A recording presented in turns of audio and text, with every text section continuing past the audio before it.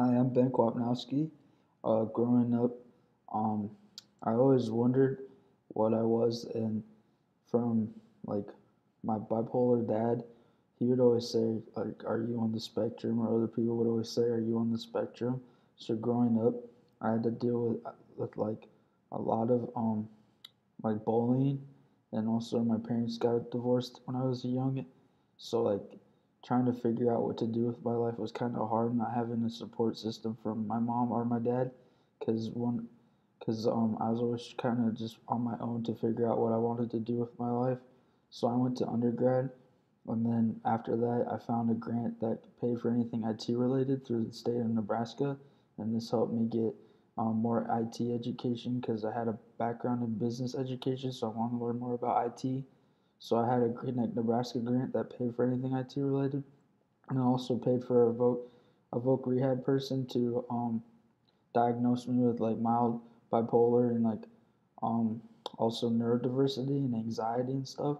So I would like to always be an advocate for others and a voice for them, and always find scholarships to keep learning for free and be an advocate for others.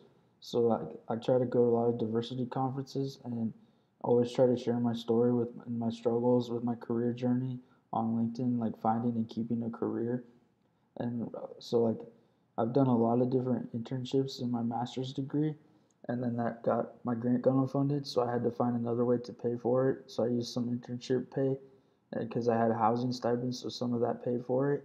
And from there, I was doing really well in Atlanta and North Carolina, working at some awesome places, and also, and then when I got back to like during this time, all my mom got sick with cancer, and it kept coming back. So she was kind of, and then she passed away. So like I went to live with my cousin in Iowa, but from that I learned to keep pushing through despite drawbacks, and like a lot of people said I had a lot of tenacity, and I always tried to be a person for others.